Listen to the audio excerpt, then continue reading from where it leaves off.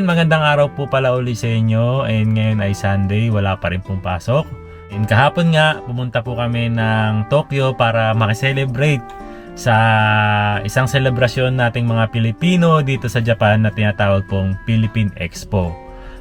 So nandoon na nagsasama-sama tayong mga Pilipino and meron silang mga inorganize na mga events and mga sikat na artista katulad ni Donita Rose, nakita namin kahapon, si Chris Lawrence, grabe napakaganda ng boses niya, in live lalo, no? Tapos si Aaron Villaflor, isa ring artista na nakikita lang natin sa TV at nakita natin sa personal kahapon. So, isa pa sa mga nakaka-enjoy kahapon is sobrang daming kapwa nating Pilipino na nagpunta doon sa Philippine Expo. Tumingin ka sa kanan, tumingin ka sa kaliwa, tumingin ka sa likod, sa harap. Puro Filipino food yung nakikita natin and hindi tayo makapili sa sobrang dami ng pagpipilian. Trinay na lang namin yung mga isaw and ayun na, umorder ako ng pork sisig. Tapos sila ate, lechon paksiw. So yun, anyway, ngayong araw na to, dahil nga umuulan, medyo umaambon-ambon, medyo nakakatamad lumabas. So naisip namin nasa bahay na lang. So si Mama Aya nasa bahay, si Yuna Chang nasa bahay. Tapos si Kuya AJ naman, dun siya nag-overnight kila Tita Jessica. Dun siya natulog. Tapos mamaya susunduin na lang namin siya doon sa bahay nila Tita Jessica. Dahil nga may pasok kinabukasan na Monday na bukas. Samahan nyo muna ako ngayon dahil lalabas ako. Meron kasing mga umorder ng marinated chicken natin na i-deliver ko ngayon. Tapos pupunta rin ako ng photo shop kasi magpapapicture ako para sa ID picture. Nagagamitin ko naman para sa Japan visa ko. So yun, last time kasi hindi ko na i-vlog to. Nagpunta ako ng immigration, nag-extend ako ng visa ko dahil may expired na yung visa ko. Ayun na nga, lumabas na yung resulta. Kukunin ko na rin siya bukas. So kailangan ko ng ID picture kasi yun yung ilalagay para doon sa card na ibibigay sa akin, yung panibagong card ng Japan visa ko.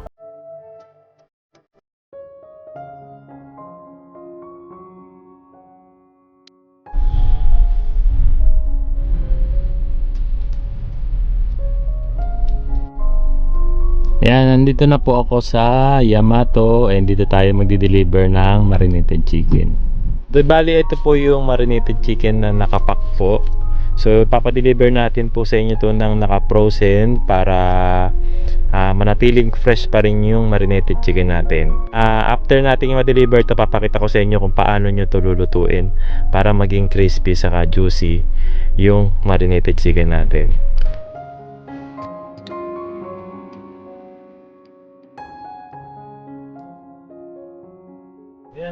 So yan, di bali napadala ko na po yung mga order na marinated chicken and maraming salamat po pala kay Tricia Marie Carmona, kay Marlet Suderio, kay Alvin Iwata, Chris Yamamoto, kay Julian Cristiano, kay Josephine Suda, and kay Ma'am Len Joy Cruz. Sila po ngayon yung mga umorder ng marinated chicken natin. And sa mga gusto po palang umorder ng marinated chicken, ayan, mag-message lang po kayo sa ating line application. Ito po yung QR code. After naman ito, papakita ko naman sa inyo kung paano natin yung tamang pagluto nitong marinated chicken para talaga mas lalo nyo siyang mag-enjoy na para bang Jollibee crispy fried chicken. Ayan, sige. Ito po yung video. Ayan, pakita ko lang sa inyo yung laman nitong ating isang pack ng marinated chicken. And kung gaano siya kalalaki. So talaga yung aroma niya, maaamoy mo talaga na malasang-malasa na talaga siya. So yan, ganyan kalaki yung wing part niya. Kung gusto mo naman ang tawag dito, mahal, picho. Favorite mo yan, no? Ayan ang favorite kong part, yung bandang puwet. Tapos, meron din siyang drumstick. Drumstick ang tawag dyan? Yes, kulang na lang yung Drumstick talaga. Ito anong tawag dito, ma? Yung parang gitna. Picho rin. Ito. Yan. Pinaka yan, yung hita yan eh. Hindi to picho. Hindi ba ito yung picho? Pinakahita. Oh, pinakahita daw. Basta alam nyo na yung part na yan. Basta lahat yan, malalasa na talaga yan. So yan, mabilisan ko lang ituturo sa inyo kung paano natin mas mapapasarap yung ating marinated chicken. And kung gusto nyo ma-achieve yung crispiness nito, ito lang ang dapat natin gawin. Kailangan natin ng harina, tapos naglagay na rin tayo dyan ng cornstarch. Tapos paghahaluin lang natin tong dalawang ito, and pwede na natin ibalot yung ating marinated chicken. Kapag naibalot nyo na ng maayos ang ating marinated chicken, i-rest nyo lang siya kahit mga 10 to 15 minutes. Then, ipiprito na rin agad natin to sa medium heat lang na init ng apoy. No? So, huwag natin masyadong lakasan yung apoy para hindi agad masunog yung ating chicken, yung balat ng chicken natin, and mas lalong maluto rin yung loob ng chicken natin. So, dapat naka-deep fry ito para mas lalong ma-achieve natin yung juiciness ng ating chicken. Kumbaga, juicy na, crispy pa. So, ayan lang. Tapos, pwede na tayong kumain. Tara na. Kain na tayo. Malutong-lutong. Tapos, sasawsaw natin siyempre, sa Mang Tomas. Yun, no? Yan, kain po tayo. Narinig yun? Malutong, di ba? Kaya bilhin na kayo. Message lang kayo sa ating line account. Ayan. So yan, nakita nyo naman sobrang crispy and sobrang juicy nitong fried chicken na to. Kaya kung gusto nyo itry sa mga kababayan natin na nandito sa Japan, mag-message lang po kayo dito sa ating line application. Ito po yung QR code.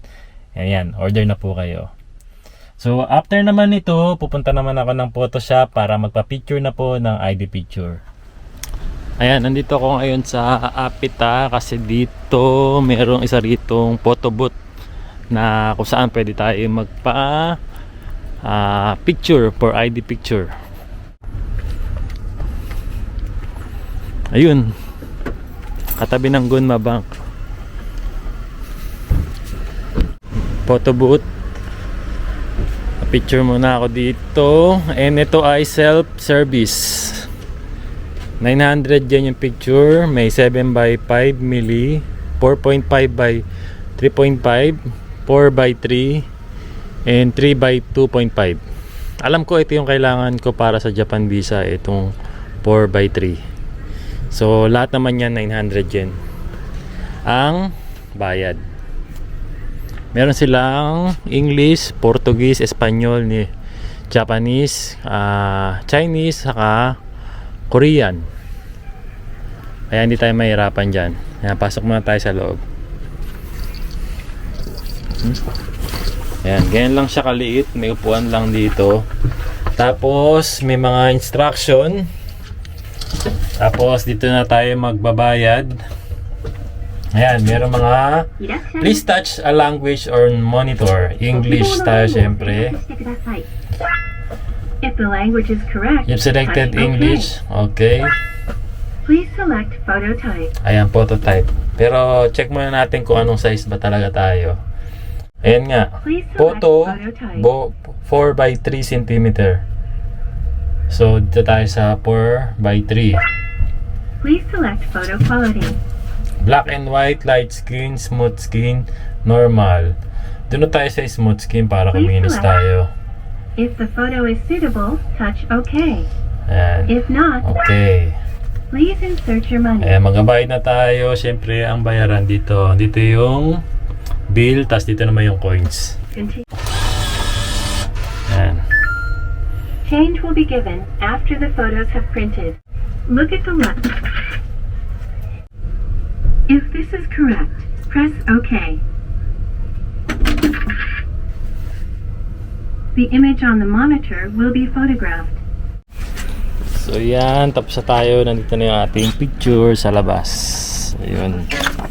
Ayan, meron na tayong magamit para sa Japan Photo Visa. So kinabukasan nga, Monday, nagpunta na agad ako sa Japan Immigration para makuha ko na yung bagong residence card ko o yung Japan Visa. Ayan, magandang araw po uli, and kahapon nabanggit ko sa inyo na pupunta ako ng Japan Immigration para i-receive ko na or kunin ko na yung aking Japan visa na in-apply. Nandito na nga ako ngayon sa Utsunomiya Japan Immigration Bureau. Dito kasi ako nag-apply dahil nga taga Tochigi-ken ako. So di bali ang Japan Immigration na malapit sa amin ay dito nga sa Utsunomiya. And ngayong araw nga kasi ma-receive ko na yung extension of visa ko kasi tapos na yung 3 years na binigay sa akin last time. So kung mapapansin nyo, mag-isa lang ako. And ang gamit kong sasakyan po pala ngayon is itong sasakyan ni Mama Aya kasi mas makakatipid ako sa gas kapag ito yung ginamit ko. Dahil mag-isa lang naman ako, hindi ko na kailangan ng malaking sasakyan muna ngayon. At pumasok na nga po pala yung mga bata sa school, tapos si Mama Aya pumasok na rin sa trabaho ngayon. So pasok muna ako sa loob para makakuha ko ng number kasi siguradong marami na naman tao ngayon dahil nga Lunes. Ayan, di bali nandito na lang muna ako sa sasakyan. And ang number ko ay number 61. Ang tinatawag pa lang is number 33. Kaya mababa pang intayan to. Ang ginawa ko, bumili muna ako ng stamp na kailangan ko. 4,000 yen, di bali yun na nabibili sa convenience store. Kasi kailangan ito para sa pag-receive ng panibagong Japan visa. So dahil 3 years yung possible na ibigay sa akin, 4,000 yun yung bayad doon. And last time may nagtanong na rin sa akin, no, ano daw ba yung visa ko rito at bakit daw kailangan ko rin daw mag-extend pa ng visa dito. Ayan, di bali ang visa po na hawak ko ngayon ay spouse of Japanese dahil nga si Mama Aya po ay Japanese citizen and kasal kami. Tapos si Kuya AG naman, kaya naman kailangan din niyang mag-extend or kailangan din niyang mag-apply for extension dito sa Japan dahil nga dun siya pinanganak ni Mama Aya sa Pilipinas. Nung time na nun, hindi alam ni Mama Aya na dapat i-record agad dito sa Japan yung pangalan ni Kuya AG within 3 months simula nung pinanganak siya. So ang nangyari, hindi na pala siya valid as Japanese na nun. So ngayon, ang isa pang way para ma-convert siya sa Japanese is aantayin na lang daw muna na mag 18 years old si Kuya AG. Tapos doon na siya pwedeng mag-decide kung gusto niyang mag-stay as Filipino citizen or gusto na niyang i-convert yung citizenship niya as Japanese, no? Kaya wala namang problema. Ayan, after 3 hours na pag-aantay dito sa Utsunomiya branch Japan Immigration, na-receive ko na yung aking bagong Saryokado na tinatawag or residence card. So itong may butas, ibig sabihin nito, tapos na to, ito yung last na visa ko. Tapos ito naman yung bagong visa ko. So binigyan ako ng 3 years extension visa. So yun, makakapag-stay pa ako dito sa Japan ng another 3 years. Tapos ang sabi sa akin sa loob kanina, dahil nga okay na daw yung okay naman daw yung pag-stay ko dito sa Japan, pwede na rin ako mag-apply ng permanent visa. Yun, kasi nakita nila na okay naman yung pagbabayad ko ng tax, tapos wala naman ako naging problema rate sa Japan at wala naman din akong ginawang krimen kasi isa sa mga importanteng bagay dito yun yung wala kang gagawing mga illegal na bagay dito, no? Kumbaga parang naging mabuting mamamayan ka sa Japan. Isa yun sa tinitignan nila. Siyempre, especially nagbabayad ka talaga ng tax dito sa Japan. Bukod sa tax, alam ko kasama na rin yung pagbabayad din ng sarili mong pension. Nenkin kung tawagin. Basta nagbabayad ka ng tamang pension para sa sarili mo, kasama yun sa requirements. Tapos, ang pagkakaalam ko, at least nagstay ka rito sa Japan for 5 years mahigit at nagtrabaho ka for 5 years mahigit. Alam ko isa yun sa mga requirements nila So, yun yung mga nakita nila na okay na daw sa akin. Nang sabi, by this June or July, pwede na ako mag-apply ng permanent visa. Ayun. Then, kung sakaling papalarin man tayo na mabigyan ng permanent visa, sobrang daming benefits kasi niyan So yun yung ikukwento ko na lang sa inyo next time, no? Kasi wala pa naman tayo dun So yun, meron pa pala ikukwento sa inyo kasi ito biglaan tong nangyari na to. Actually, Itong pag-extend ko ng visa, kasabay ko rin si mamang nag-extend ng visa kasi nga ma-expired na rin yung visa niya ngayon June. Gusto pa sana niya mag-stay dito sa Japan ng another 3 months kasi yung another 3 months possible ibigay sa kanya yun for extension eh. So nag-apply kami last time, kasabay ko siya, and bibigyan na rin sana siya ngayon ng another 3 months extension. Kaya lang merong nangyaring hindi inaasahan sa Pilipinas dahil nga si Lola, yung aking Lola, may edad na, kailangan ng mag-aalaga. Although nung umalis siya may mag-aalaga naman. Si mama kasi talaga, siya talaga yung nag-aalaga at nagbabantay kay Lola namin. Dahil nga 87 years old na si Lola at mahina na rin, hindi na rin nakakapaglakad at kailangan na rin talaga na magbabantay. Kaya lang nung pumunta nga si mama rito, nakiusap siya sa isang kapatid niya na sila yung magbantay muna kay Lola para makapunta muna si mama rito. So pumayag naman sila. Kaya lang dahil nga syempre may pamilya rin yung kapatid ni mama na nagbabantay ngayon kay Lola, kailangan din sila dun sa kanila. So wala na munang magbabantay kay Lola, kaya nakapag-desisyon na si mama. Kaya nakapag-desisyon na si mama na umuwi na lang muna sa Pilipinas kasi walang magbabantay kay Lola, kawawa naman. So yun, biglaan yung nangyari na yun. At biglaan din yung desisyon ni mama na talagang uuwi na lang siya kasi walang magbabantay kay Lola. Kaya last week, ayun, hinatid siya ni Lolo hapon kasama si Pinsan Bing sa kasi ate. Kasi last week kasi may pasok ako noon, araw ng flight ni mama. Hindi ko na siya nasamahan at hindi ko na rin siya nahatid. Kaya si mama, babalik na lang siya rito kapag may mag-aalaga na lang uli kay Lola. So sa ngayon, biglaan man, nakakalungkot man, umuwi na nga po pala si mama.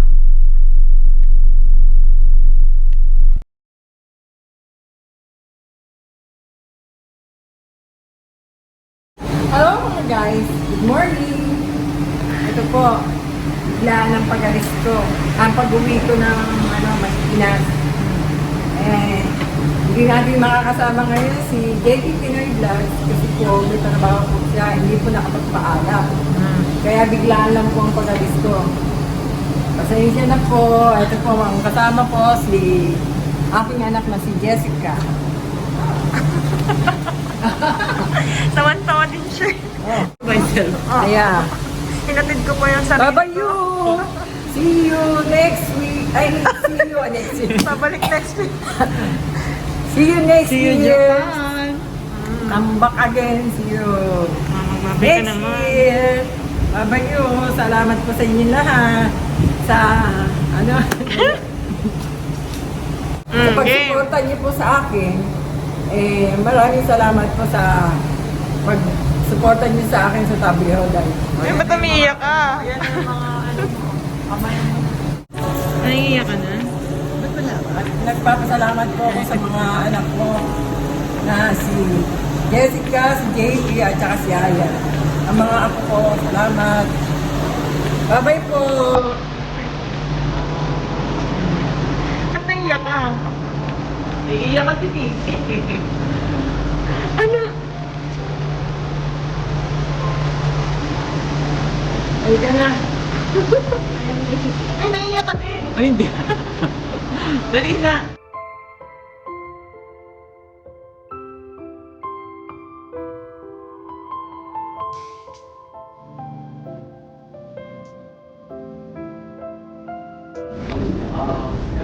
Bye-bye. Bye ka lang.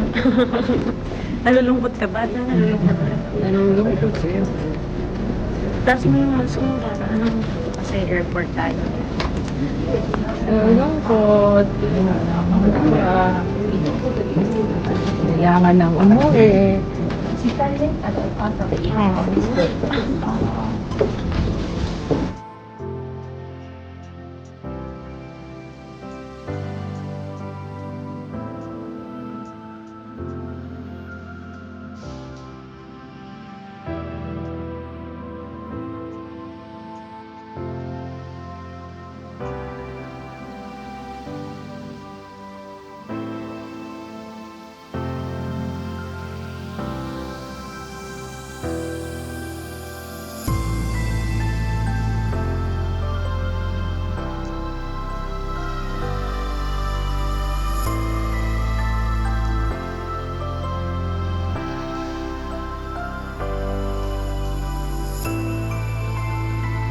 Hindi na po matitibay,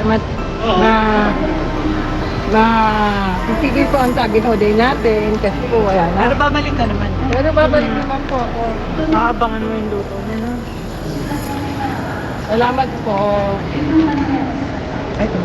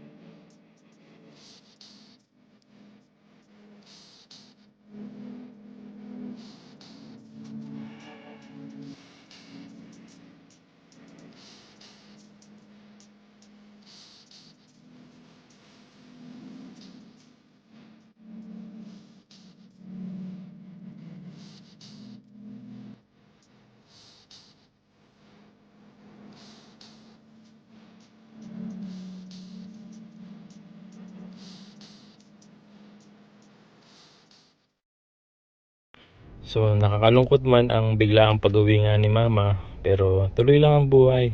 Balang araw magkikita uli kami. And salamat din sa iyo, Ma, sa pag-aalaga mo dyan kay Lola sa Pilipinas. And God bless sa iyo. Ayan, di bali malapit na ako ngayon sa Ashikaga pala.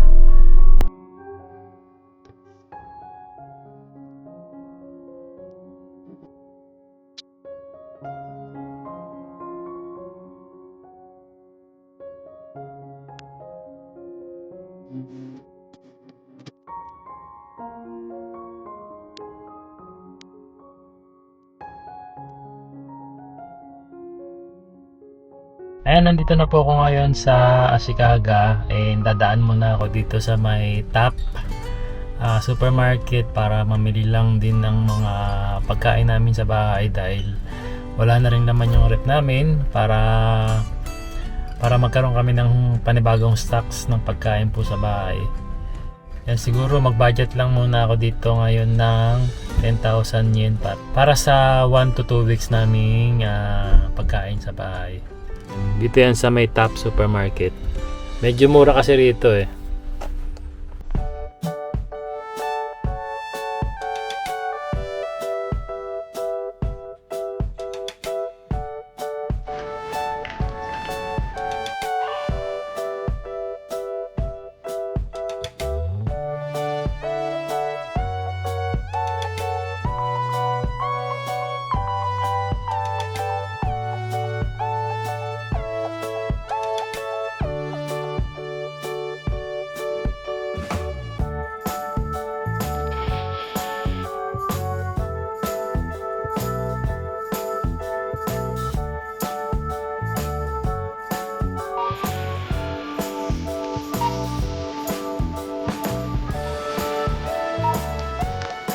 Ayan, katapos ko lang pumamalengke and bago ako umuwi pala, susunduin ko muna si Yuna Chang kasi sabi ko kay Mama Aya wag na siyang lumabas, ako na lang ang susundo kay Yuna Chang. Total naman matadaanan ko naman si Yuna rito, malapit lang siya rito sa dito sa Top kung saan ako namalengke. Dito kasi siya nag-i-stay kapag after ng school, itong after school club niya. Ayan, nasundo ko na po si Yuna Chang and uwi na kami. Magkita-kita na lang po ulit tayo sa susunod na vlog, no? Ingat po kayo. Ingat. Pagod si Yuna Chang.